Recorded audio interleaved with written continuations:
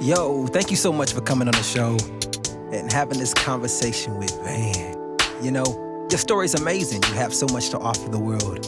You've been through a lot. You know, your test is now your testimony. You have purpose. You have hope. You have dream. You have aspiration. And somebody depends on you, so you can't give up. So, again, thank you for taking the time to have this conversation with Van. Let's have a conversation with Ben. Sit down and talk to me. Sit back and talk to me. Let's have a conversation with Ben. Sit down and talk to me. Sit back and talk to me. Yeah. Conversation with Ben.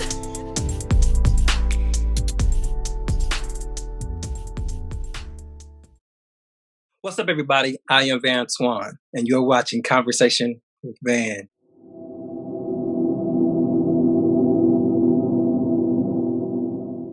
On today's episode, I get to talk to somebody who is an author. She's a motivational speaker. She's a preacher. She's a singer.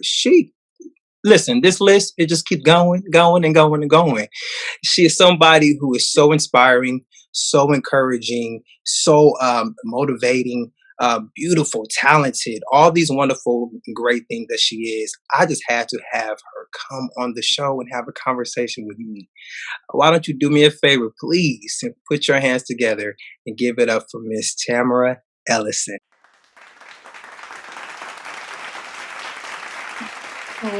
So How great. are you? I'm so good. Every time I hear, I'm like, who are we talking about? What are we talking about? Send me the check in the mail. No, it's all real life. This is real life. Real life. Thank you so much for coming on, and Happy New Year to you. Thank you, sir. It's always a pleasure to get with you, Van. Like, we go way back. So way it's always back. a pleasure. It's always a pleasure. Thank you so much. So like I mentioned before we press record, it's just me getting a backstory of who you are, letting my audience get to see in depth of this wonderful person that I speak of. But I want to start from the beginning, if you don't mind. Sure. Where are you from? Let the people know where you're from. Well, I come from by way of Inglewood through Watts, all the way to San Bernardino, you know. So my husband said I can't claim LA because I spent most of my life in the Inland Empire. But, you know, we grew up and we got memories from the block in Inglewood and Watts. So that was, my parents actually moved out here because of the gangs were getting so bad. And that was in the 90s. I'm telling my age. And so, my mom was like, we out. We're going to this place called San Bernardino, Inland Empire. And we were like, what is this in comparison? Right. So, that's where I'm from. So take me back to young Tamara. What were you like? What were some of the things that you were interested in? Was it music? Was it fashion? Because you have a credible sense of fashion, a credible voice. But tell me some of the things that you were into back then, young Tamara.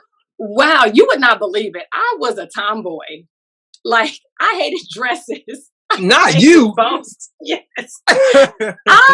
I was one of those girls that when her mama sent her for picture day, my ponytails be all crazy because I had to challenge the boys. I had to run faster than them. I was climbing trees, wrestling, grass all in my hair. I was not the girly girl that my mom would have hoped for. She would put me in debutantes. I'd be like, no, I'd be trying to race the boys outside, holes in my stockings at church. Like, bad. Really, really bad. Wow. The young Tamara was a little tomboy, a little ruffian. I didn't grow into that fashion sense until I discovered boys. And I was like, hey, all right, okay. So that's what kind of sparked over into the fashion. But I was a little ruffian. Again, like I said, we grew up in Watts, so it was kind of tough. I'm the only girl. So all them brothers, and I had to fend.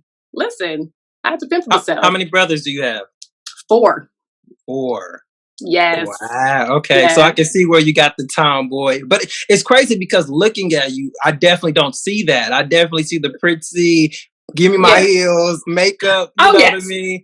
I'm going to preach you under the table, but I'm going to look cute while doing it. Like, listen, the glam is here. It took me a while to kind of grow into it. My mom was very concerned. I was one of those kids, even in high school, I played basketball. My mom was like, no, you go with some lip gloss. Look, you're not going to be looking like no boy. You go put the lip gloss on. I mean, it's basketball. Like, nobody wears lip gloss for basketball. But she was so diva. She wanted to make sure she instilled that. So I definitely picked it up earlier, and I'm very, very much so now, like, oh, wait, very, very bourgeois now. But before, you'd be like, who child is this? And why? Why did she come outside looking like that? See, when I met you actually singing. Before the preaching, before anything, I heard you sing a long time ago at a church called Book of Acts. Really long, throwback, long time ago. So when did you find a love for music? Oh, geez. Well, my brother, Tim, which, he's the singer in the family. We all looked to him because I was the athlete. So I never really got the kudos or the push to sing. And the singing really came in with my relationship with Christ. I'm a teen mom, or I was a teen mom. I'm not teen no more. I was a teen mom. I had my oldest daughter at 16. And so kind of went through real bad depression, and was like, I'm mad at God, this whole church thing, bunked them church people. I flipped the church off, for lack of better terms, to keep it nice, and was like, forget y'all. I'm going to do my own thing. And I had this encounter with God, and he was like, I'm not them. And I was like, okay, well, prove it. And I had this experience with God. He came into my room, and he was like, open your mouth. And I was like, bet, okay. And I heard a sound that I had never experienced before or heard before. And God was like, if you sing for me, I'll bless you. If you give me this gift, I will bless you. And was at choir rehearsal. I was a choir member, never did a solo, never did any of that. And the minister of music at the time was like, the person is sick who was supposed to lead out. We don't have anybody else to lead out. Can you lead out? And I was like, no. And opened my mouth, and this sound that came out of me, I stopped and looked and was like, what is this? And it was God for sure, who just put something special in my voice. I had never, still don't consider myself a soloist or singer or anything like that. I'm a worshiper. I'm a worshiper. Okay. But you definitely be blowing. And coming from you, Van, that means a lot, because Van plays no reindeer games when it comes to the you be like, blowing. You be blowing. That means God said no up here. So that's where the passion came from, and it's really my love language to God. So I will never lose that. Like, when everything else fails, and the preaching and the motivational, even when I need motivation, I go into my own little space. And that's really my love language with God. Like, I'll sing to him, he'll sing back to me. That's just our relationship. Yeah, that's incredible. So I'm a mentor outside of music. I work for a nonprofit organization, which is something that's very, very important to me. And I made mention of that because you made mention that you were a teen mom at 16. Yeah. So I want you to give some words of encouragement or advice to somebody who might be young, who might be experiencing the same thing that you perhaps experienced then, confused, or whatever feelings or emotions that I would imagine a young teen mom will feel. What kind of words would you give to a young girl, a young boy, or even a parent who might be dealing with someone who is whose child might be the teen, who's right pregnant? What kind of words of encouragement or advice would you give? Wow, that's a great question. I'm glad you asked, because normally I don't get to share that. People don't go that far back. That's what this show is about. Hey, right. I'm loving it. I would tell the teen that this is not the end of your story. Because I really thought it was the end of my story. Again, like I said, I was an athlete. I was training for the Olympics. I wanted to go and compete. That was my ultimate goal. I wanted to run in the Olympics. FloJo, track, field, Usain Bolt, all those folks were I admired. And becoming a teen parent, I felt like that just put my life on hold. I wanted to actually give the baby up. I did not want the child because I thought it was the end of my life. So I would encourage you that this might be the blessing in disguise Life is always beautiful and precious. And this might be the pivot that you needed to put your life back on track. Don't look at it as a derailing, because my daughter actually saved me. I was very depressed, suicidal, didn't know who I want, a lot of identity issues. And once I realized, okay, this is real, it kind of focused me and made me and forced me to kind of mature in areas that I didn't want to before. So hang in there. This is not the end for you. Your story does not stop at this teen pregnancy. You're not a number. I even had to get on welfare and those things. And, you might have to do that. But again, this is the mid part or the very beginning of your journey. It's not the end. And same to that mom. Don't beat her up. Don't call her names. Don't isolate her. Or him. Maybe your son is the father. Don't isolate them and make them feel ashamed. Trust me, they're doing it enough to themselves. Even if you think they're not, they are. But love on them. They need a safe space. I didn't have a safe space. That I probably could have came to myself a lot sooner had I had people like you then who are mentors or encouraging words. Just somebody say, this ain't the end of the story. Like, you have your whole life ahead of you. Who said this stops? So that would be my encouraging word. Yeah, that's good. That's good. I know now you do business coaching, success coaching. Mm-hmm. What brought you into that field? And elaborate a little bit more on exactly what that is. So it kind of came from what that little tidbit we just talked about, being a teen mom, growing up in Watts, growing up in Inglewood, then growing up in San Bernardino. All of those are known for their impoverished and their violence. And I realized that people looked at me like, oh my God, look at this teenage Black woman. Look, she's going to be on welfare the rest of her life. She's probably going to have a whole bunch of kids and none of the fathers are going to be involved. And that was something that I was like, I do not want that to happen to me. I made mistakes for sure, but I was like, I will not, I refuse. So that's my passion behind the coaching. I also own a nonprofit called Empowered to Flourish, and it empowers young girls to thrive. We have after school programs. We do workshops because somebody needs to tell them that it's not the end of the story. And I'm so sick of society even saying, oh, you come from this neighborhood? Oh, you're going to be poor the rest of your life. Oh, your mom was a single mom. Oh, you're going to be broke the rest of your life. Or you're this and that. And they're locked people into these positions and I cannot stand it. So it is my mission on earth to push people to their purpose, to curate their purpose, and to allow them to take the scales off and see life beyond their mistakes or situations. Yeah.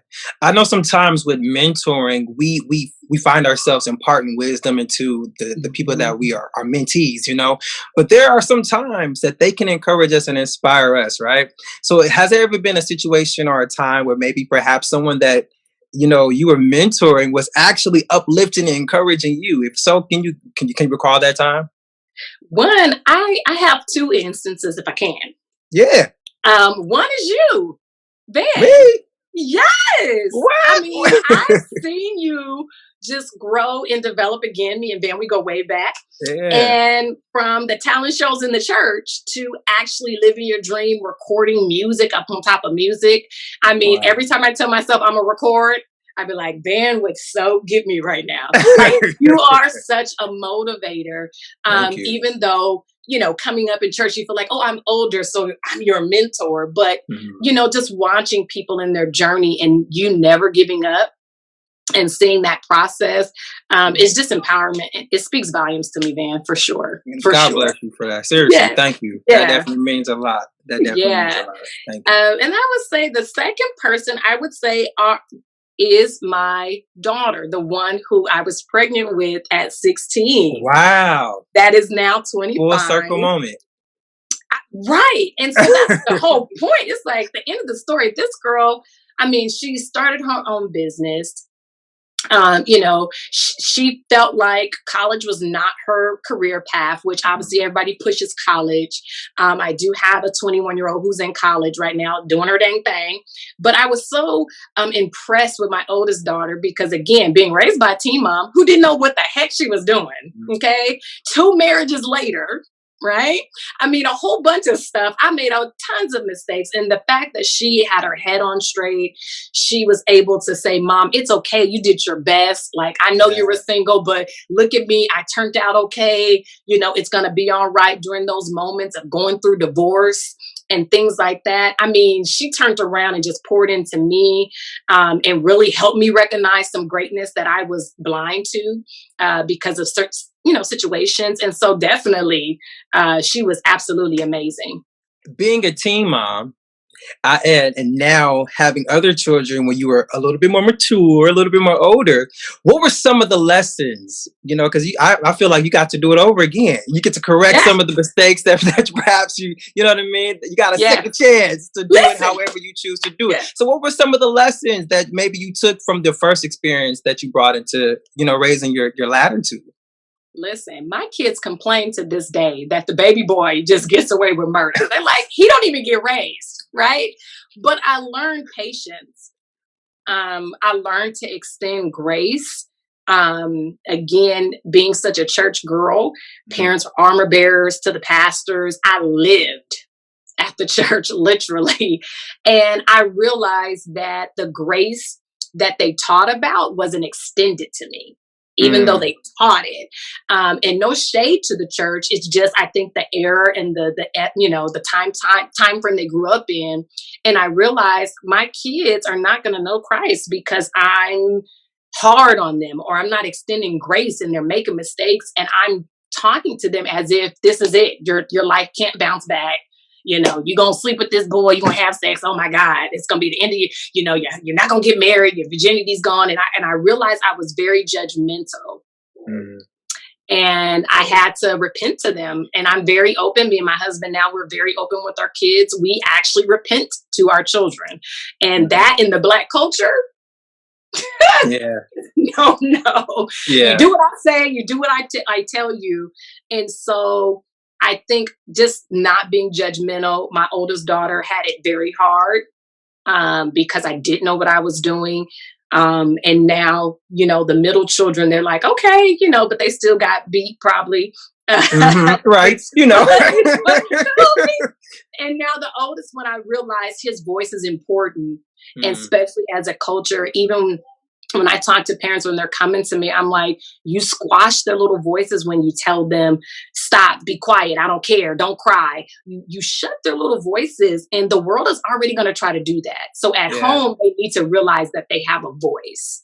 And that their voice matters. So I'll listen to them. They'll be crying. And my husband be like, oh my God, just beat the kids and let them go. And it's like, no. We got to hear their little voices. They have to know that they're that important, and it starts at home. So that's the lesson that I learned for sure. So Mended, removing the bandages. Come on, let's talk about it. That's a dope title, number one. Thank you. Super dope title. Let's talk about it. It's a wonderful book. I cannot with the you. Wonderful book. Did you come with the book? Yeah, you got to do your research. You got to do your work. Conversations with Van. Yeah, I love it. I mean, I went through a horrible divorce. I don't say names because people know, and not that, that person, whatever, but it was horrible. It was abusive. And I thought I was safe in the church. I thought that if you get someone who confesses to be godly, that it's going to somehow block you from all the things that come with marriage. And I got married at 19, young, and I have to take ownership for that. But it was just very abusive. And there was infidelity, and all of that. And I was so broken, man. I mean, I was like, God, I'm going to just make my 6 figures. So I went into my hustle mode. I'm going to make my money. I'm going to look fine. Okay. I'm going to be looking good, doing what I need to do, but I don't want to be married. I don't want to, I'm good with that. And I realized that even though I thought I was whole because I had moved on, I had bought my own house, I had bought my own car, had my own stuff, I equated that with success. But I was broken, like couldn't keep a relationship, didn't really care, ended up using people. had that little, listen, what? Mm-hmm. You need me, that type of gone girl type of attitude. And God was like, you are so broken. He was like, you're broken. You're broken. You got a Band-Aid and your wound is oozing. You actually smell. And I was like, Lord, did you put me out there like that? And that's when I realized I hadn't forgiven the person who I felt didn't deserve forgiveness. Like, I was like, no, you need to rot in this prison of unforgiveness, not realizing I had my own self-trap. And I wanted to be whole. And you don't put Band-Aids on healed scars. You don't. So how does one heal? If for someone who's watching, who's like, man, I've gone through my own trauma. I've gone through my own set of issues, whether it's in your marriage or whether it's in yourself, childhood, because sometimes childhood trauma can follow you into your adulthood. So how does one heal from that? And it's the honesty. People don't we go to God, we go to ourselves with lies and denials. We go to ourselves with filters. Like, we even present to ourselves the fake. And again, like I said, because I had money, because I had accomplished some things, that if we went back into my childhood, I kind of turned around and was like, to everybody. Like, y'all thought I was going to be there broke, where for a girl, proved you wrong. And I had my list. And it was hurt. All of it was hurt. And so you start by being honest. You start by saying, listen, why am I trying to pursue these goals? Am I trying to prove to my ex that I can do better? Am I trying to prove to my mama who always, was negative? Or am I trying to prove to those old people, those old church people that never said I would amount to nothing if I sung R&B? All of that type of stuff. It's like, no, be honest with yourself and remember the why. Like, why do you want to do what you want to do? Why do I want to remarry? Is it to prove to an ex? Why do I want to, accomplish these dreams or these goals? Is it to make the insecurity in me feel a little more comfortable? And when you're honest with yourself, man, you can deal with it. When it's hidden, that dust is swept under the rug. You can't deal with any of that. So you got to be honest with you and honest with God. Yeah. I remember having a conversation. I literally cussed God out. No joke. I got on my knees. I was like, I was going in because I was like, you let this mess happen to me. You supposed to be the God that never failed. You supposed to be the God that delivered. Well, you failed and you failed to deliver. And I went in and the Lord said, now, finally, you done? I was like, yes, Lord. He said, now we can have a conversation. He said, because you were never honest about how you felt. So you can't be honest. We can't even have a conversation because I don't want to hear the lies. And one of the things that I found hard when I was dealing with issues or trauma like throughout life is that some of the issues that I blamed God for had to do with some of my poor decisions. And that was a harsh reality, right? So have you ever had moments where you like, okay, God, I'm blaming you, but I kind of got a part to play in this too. You know what I mean? That's a harsh like, oh, I want to be mad at you, Jesus. But had I listened to the people you placed in my pathway that told me don't do this or don't go that way, I probably wouldn't have been in this situation. Have you ever had moments like that? Yeah. Here's the thing. My mom don't have sex, have a teen baby. Well, Lord, why you let this happen to me? Really? Because he didn't late that. He wasn't there, or there have been times that I've made just bad decisions, period, in life. And that's caused my credit to be affected. I've lost some money. I've lost or severed good relationships because I had my own little thing going on. And God was like, I didn't have nothing to do with that. I told you I sent people of wisdom and you thought they were hating or you thought they were mad or you thought they were holding you back or they didn't understand you. And so it'd be a whole bunch of times the Lord would be laughing at me. Like at this point, he laughs. Before he'd just be silent because I wasn't mature enough to hear a laugh. I'd be like, oh my God, he laughed at me. But now he like, Tamara, really? Because you chose that. Yeah. I never told you to do that. But the dope part about our God is that he still keeps us. Sir. That's the dope thing about him. He still keeps. He still covers, he still protects, because it could be worse. It could be so many other different things. And the test that we deal with and that we go through is a part of the testimony, so it's all things work together. Absolutely. All things, the good, the bad, the ugly, the indifferent, even when you were hard-headed, even that is a part of your story. So absolutely. I would not be Tamara Ellison, who I am today, had I not experienced everything. If you would have took any piece of it out, then I would not be the woman who I am. I mean, the betrayal, the heartache, the disappointment, the rebellion, the rejection, everything is a part of God was shaping. And so he's so merciful. I love it. I mean, it's the grace and the mercy for me. Listen, I want you to talk to either 16-year-old Tamara or 19-year-old Tamara, because both of those ages were life-changing moments for you. So what piece of advice, or what would you say to either 16-year-old or 19-year-old Tamara? Oh, I don't know if I should say the first thing that came to my mind. Run! Don't do it.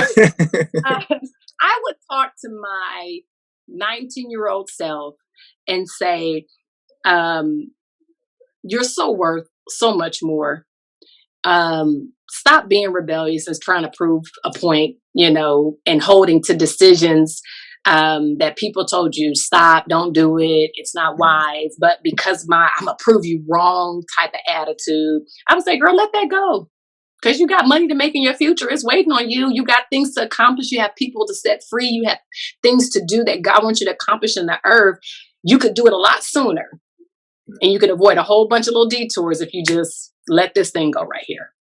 Yeah. That's what I would go back and tap her and kind of give her a glimpse on my iPhone, like show her, like, girl, this is you in like 20 years. So what was some of the things that you took away from 2020 that you have brought into 2021? I know for me, gratitude is definitely at the top of my list.